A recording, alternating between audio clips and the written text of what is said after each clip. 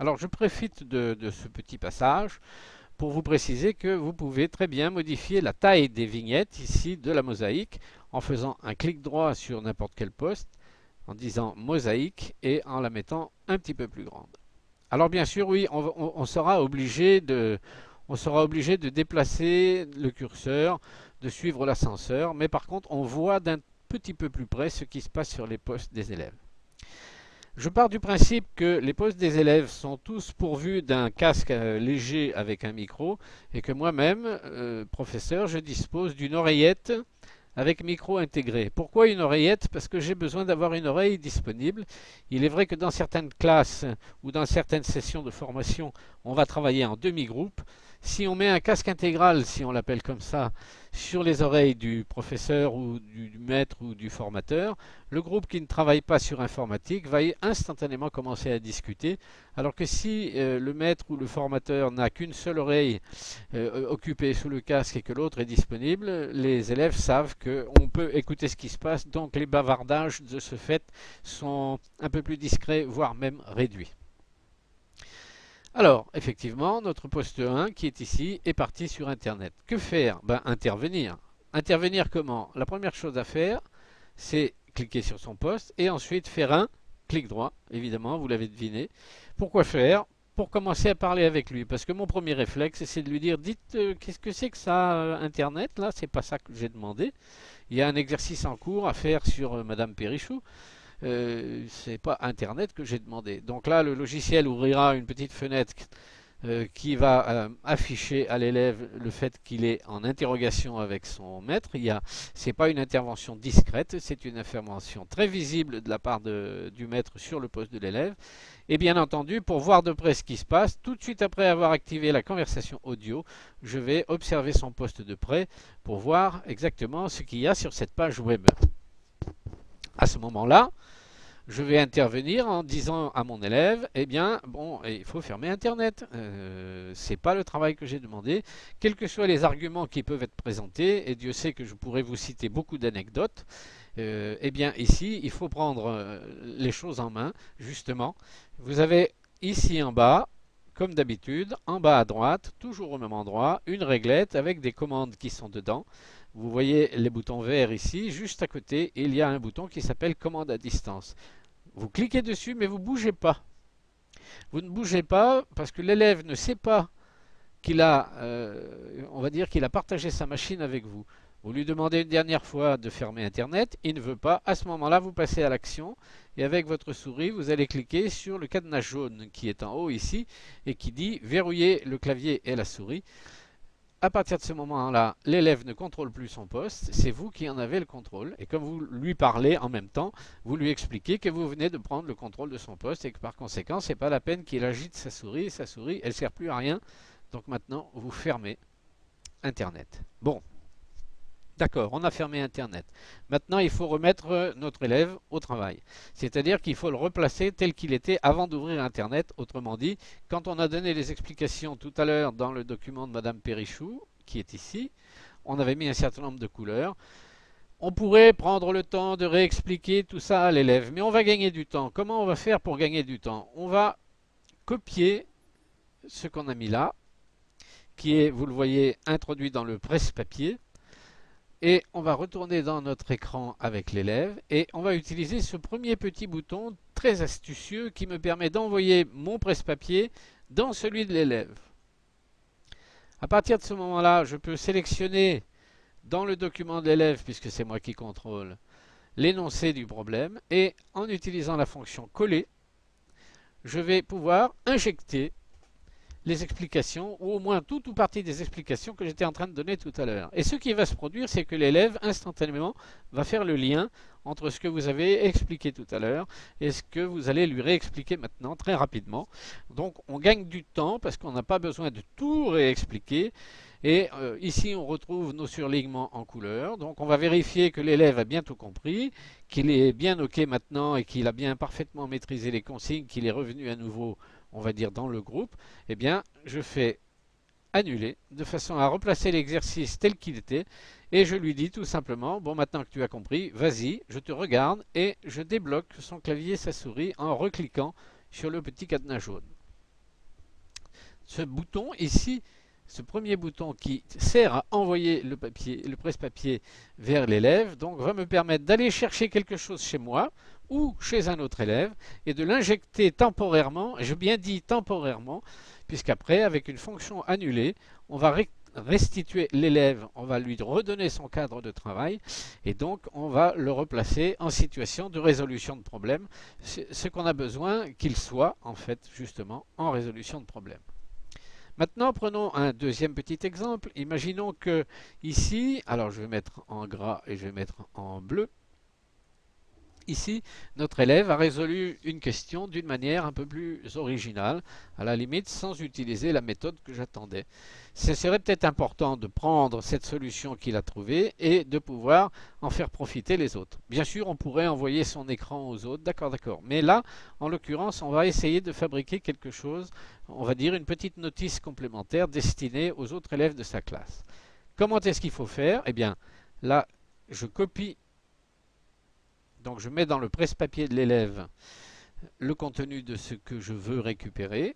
Et avec le deuxième petit bouton, je vais extraire ce presse-papier pour l'envoyer dans le mien. Vous le voyez ici en bas à droite, que ça a été ajouté dans le presse-papier. Donc maintenant, je peux extrêmement rapidement créer un nouveau document vierge. Et dans ce document, je vais coller ce que l'élève a amené dans son travail. Je peux même faire beaucoup mieux que ça. Je peux ajouter, alors j'ai bougé un petit peu les fenêtres, voilà. Je peux ajouter une copie d'écran de l'élève de façon à pouvoir illustrer mieux encore. Donc je colle, voilà, l'image écran de l'élève, de façon à pouvoir avoir un document complet avec ce qu'a réellement écrit l'élève et l'écran dans lequel il l'a écrit. Alors ceci, ça a bien sûr une utilisation multiple. Pouvoir faire une notice explicative pour l'élève, ça c'est évident, mais aussi pouvoir par exemple faire un document que le formateur, le maître, la maîtresse, l'enseignant va pouvoir garder pour préparer ce qu'on appellerait la remédiation, c'est-à-dire suivre un élève pas à pas, parce que cet élève s'est englué dans le problème, il a pas résolu le problème et on veut analyser ce qui s'est passé pour préparer, pour trouver un remède à cette situation, donc la remédiation, et j'ai besoin de me créer un document parce que je ne me souviendrai pas de tout. Et donc, en utilisant cette copie d'écran qui est ici, je peux fabriquer un document qui va m'être extrêmement utile pour pouvoir faire cette préparation de la remédiation. J'aurais pu utiliser le dernier petit bouton de la série qui m'aurait permis de l'enregistrer sous forme d'une copie d'écran. C'est très pratique comme fonction, mais ça nous oblige à multiplier les images qui sont stockées et après on ne se souvient pas forcément toujours de tout. On n'a pas non plus, vous le savez bien, une mémoire colossale. Donc je préfère utiliser personnellement l'enregistrement de l'écran dans le presse-papier et fabriquer une petite notice, soit pour les autres élèves, soit pour préparer la remédiation qui est quelque chose de très important.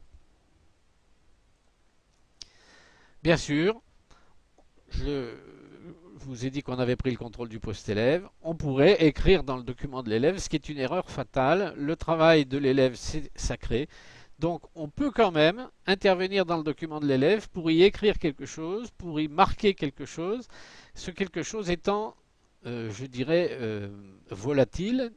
Donc on utilise le marqueur Netop qui va nous permettre d'aller placer un texte, un petit surlignement. Bon, c'est un outil très classique, mais surtout qui va nous permettre de pouvoir inscrire quelque chose de temporaire. C'est-à-dire que quand je vais passer la gomme ou quand je vais quitter l'outil d'annotation, mon explication disparaîtra et à nouveau, je laisserai l'élève en situation de résolution de problème devant son texte, devant les questions qui lui sont posées. Si on prend un exemple dans les méthodes traditionnelles, eh bien, j'ai connu un professeur de mathématiques, le mien en l'occurrence, qui avait l'habitude de nous montrer les démonstrations sur une feuille de papier. Donc on suivait sur la feuille de papier et quand il avait fini, il nous disait « tu as compris ?» On répondait « oui » et hop, il embarquait la feuille de papier. Donc ce qui fait qu'on se retrouvait nez à nez avec la lettre de feuille et que bon, même si on avait fait semblant de comprendre, il fallait qu'on se débrouille pour trouver la solution. Et bien là, avec Netop, c'est le même procédé.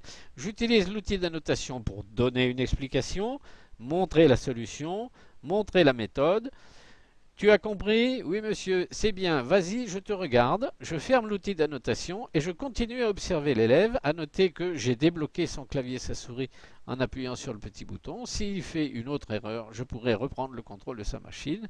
Et si je vois qu'il se remet en route parfaitement bien, eh bien, je peux à ce moment-là, au moyen du premier bouton de la réglette, arrêter la surveillance de cet élève et retourner voir l'élève suivant. Ce qu'il faut se dire, c'est qu'ils vont tous y passer. Parce que là, dans ce cas-là, je ne suis pas simplement un enseignant, je suis un coach. C'est-à-dire que je vais m'occuper de chacun d'entre eux. C'est pour ça que j'ai besoin d'un casque micro pour pouvoir leur parler, puisque à chaque fois, la première chose que je vais me contenter de faire, c'est un clic droit et avec la conversation audio, interroger l'élève pour lui demander ce qu'il est en train de faire, qu'est-ce qui se passe, est-ce que tout va bien, est-ce qu'il a des questions, si j'ai remarqué quelque chose, pouvoir essayer de vérifier un point avec lui. Éventuellement, tout en lui parlant, je vais observer son poste. Et s'il y a besoin, juste après les boutons verts, le bouton de commande à distance qui va me permettre d'interagir avec son document comme je vous l'ai montré en utilisant le presse-papier sous forme de copier-coller de mon poste vers lui ou de vers lui à moi ou de vers lui à d'autres élèves et ainsi de suite. Et quand j'ai fini avec cet élève, je ferme et je passe à l'élève suivant. Ils doivent tous y passer. Je dois surveiller chacun, ça veut dire que je n'aurai pas vraiment le temps de faire autre chose. Bien sûr, on peut travailler en demi-groupe, on peut surveiller, on peut laisser un moment travailler tout le monde, c'est sûr. Mais l'avantage, c'est que avec un simple clic droit, vous déclenchez les fonctions principales. Vous pouvez même directement prendre le contrôle d'un poste. Mais là, si vous choisissez cette commande sans activer la conversation audio, l'élève voit bouger son écran, mais il ne comprend pas forcément ce qui va se passer. Donc c'est vrai qu'il est préférable de discuter avec un élève, même si c'est pour rectifier une bêtise que l'élève est en train de faire ou fermer un logiciel que l'élève a choisi d'ouvrir sans vous demander l'autorisation. Alors maintenant, dernière phase de cette deuxième partie qu'on pourrait appeler faire travailler les élèves, eh bien c'est l'heure de corriger le travail des élèves. De la même manière que tout à l'heure, on a fait de l'écriture collective à partir du document de Madame Périchou, que je vais refermer maintenant parce que j'en ai plus besoin. Et bien là, je vais faire de la correction collective à partir de tout le groupe. Donc je clique sur tout. Je fais quoi? Un clic droit, vous avez deviné, c'est bien. Et là, je vais présenter la démo à ce groupe à partir du poste de l'étudiant numéro 1.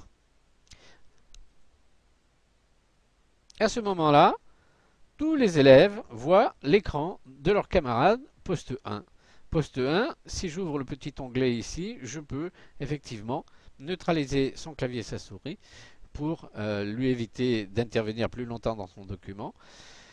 Je peux demander à l'élève d'expliquer aux autres ce qu'il a fait en lui laissant donc le contrôle. Il va donc pouvoir faire la démonstration de son travail. Et puis bien sûr, si vous regardez bien la réglette qui est en bas à droite, vous retrouvez notre vieille amie la souris verte qui va permettre de faire intervenir les autres élèves sur ce document distant depuis leur machine, comme ils l'ont fait avec l'écran maître tout à l'heure. Là, ils vont le faire avec l'écran de leurs camarades et ils vont pouvoir intervenir dans son document. On va donc créer ici une interaction formidable entre les élèves. Bien entendu, à ce niveau-là, on n'a pas les casques sur les oreilles, on travaille à haute voix et quand un élève a besoin de moi, eh bien, il lève le doigt, tout simplement, parce que plus c'est simple et mieux ça fonctionne. Donc on a encore la souris verte qui va nous permettre de faire cette interaction entre les élèves et de faire travailler chacun leur tour les élèves sur ce document qui est aujourd'hui, maintenant on va dire, la propriété de l'élève poste 1, mais qui après deviendra la propriété de toute la classe puisque ce sont eux-mêmes qui vont avoir fait le corriger. Je vais donc du même coup faire la validation des acquis et la vérification que les compétences qu'ils devaient acquérir, au moins la compétence qu'ils devaient acquérir dans l'exercice, est acquise. Et puis quand c'est fini, je clique sur le premier bouton, terminer la session. Voilà comment on fait travailler les élèves sous NetHub School en les surveillant, c'est pas vraiment le mot, mais surtout en les coachant individuellement, chacun leur tour, de façon à pouvoir aller vérifier les progrès de chacun et maintenir une cadence de travail qui est réellement dirigée par le maître, la maîtresse, le formateur ou le professeur, puisqu'il est en permanence, j'allais dire, cyber présent à côté de chaque élève pour pouvoir diriger ses travaux.